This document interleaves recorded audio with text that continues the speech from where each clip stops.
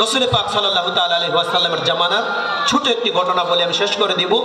রসুল পাক সাল্লাল্লাহু তাআলা আলাইহি ওয়াসাল্লামের জামানায় এক ব্যক্তি বিয়ে করেছে, লোকটা সুন্দর, তার স্ত্রী সুন্দর, তার ফ্যামিলির মানুষ সুন্দর।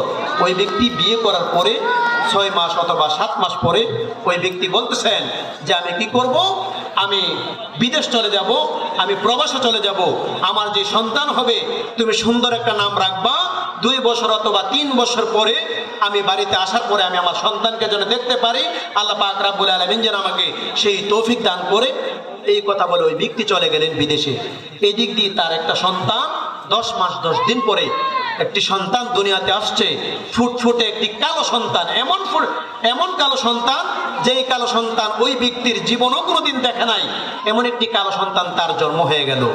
3 বছর পরে ওই ব্যক্তি বাড়িতে আসছে, আসার পরে দেখতেছেন তার কালো কুচ্ছিত একটা, এরকম কালো সে জীবনে দেখে নাই, কালো কুচ্ছিত একটা সন্তান তার হয়েছে। এই সন্তান দেখে লোকটার ভিতরে একটা টেনশন আরম্ভ হয়ে গেল। আমি সুন্দর, আমার ফ্যামিলির মানুষ সুন্দর, আমার স্ত্রী সুন্দর, তার ফ্যামিলির মানুষ সুন্দর, এই সন্তানটা কালো হয়েছে কেন? মনে হচ্ছে সন্তানটা আমার না, এটা অবৈধ সন্তান। আল্লাহু আকবার বলেন। এই সন্তান আমার নয়, এই সন্তান অবৈধ সন্তান। এই কথা চিন্তা ভাবনা করে ওই পুরুষ তার এই সন্তানকে আদর করে না, স্ত্রীর সাথে তেমন একটা কথাবার্তা বলে না। তো স্ত্রী 2 দিন 3 দিন হয়ে গেল, স্ত্রী বলতেছেন স্বামী তুমি আমার এই সন্তানটা আদরের সন্তান, তুমি বললা তার নাম রাখার জন্য, সুন্দর নাম রাখলাম, কিন্তু তুমি তাকে দেখতে আসো না, আদর করো না, কারণ কি? স্বামী বলতেছে স্ত্রী আমার মনের ভিতরে একটা টেনশন। কিসের টেনশন? যে তুমি সুন্দর, আমি সুন্দর, আমাদের ফ্যামিলির সব মানুষ সুন্দর, কিন্তু এই বাচ্চাটা কালা, মনে হচ্ছে এই বাচ্চাটা আমার নয়, আমার ঔরস জাতক নয়, এটা অবৈধ সন্তান। এই কথা শোনার পরে স্ত্রী কান্নায় ভেঙে পড়লো যে তুমি এটা কি শোনাইলা, আমাদের সন্তানকে তুমি অবৈধ বললা, তোমার সংসার আমি করব না।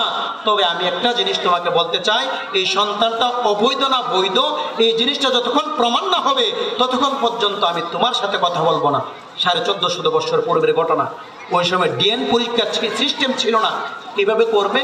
তারা দৌড়ে রসুল পাক সাল্লাল্লাহু তাআলা আলাইহি সাল্লামের দরবারে গেলেন। জোরে জোরে কই সুবহানাল্লাহ। স্বামী এবং স্ত্রী নবীজির দরবারে গেলেন। নবীজি সাহাবা کرام নিয়ে মসজিদে নববীতে বসে আছে। তো ওই ব্যক্তি গিয়ে সালাম দিলেন, আসসালাতু ওয়াসসালামু আলাইকা ইয়া রাসূলুল্লাহ, আসসালাতু ওয়াসসালামু আলাইকা ইয়া হাবিবাল্লাহ, আসসালাতু ওয়াসসালামু আলাইকা ইয়া নূরাল্লাহ, আসসালাতু ওয়াসসালামু আলাইকা ইয়া শাফিউল মুজনিবিন, আসসালাতু ওয়াসসালামু আলাইকা ইয়া রাহমাতাল লিল আলামিন। নবী গো, আমরা একটা মাসালা নিয়ে আসছি, একটা সমস্যায় পড়ে আছি, আমাদের সংসার ভেঙে যায়, কিন্তু এই সংসারে টিকানোর একটা ফয়সালা যদি আপনি দেন। তো রাসূল পাক সাল্লাল্লাহু তাআলা আলাইহি সাল্লাম বললেন, কি সমস্যা বলো?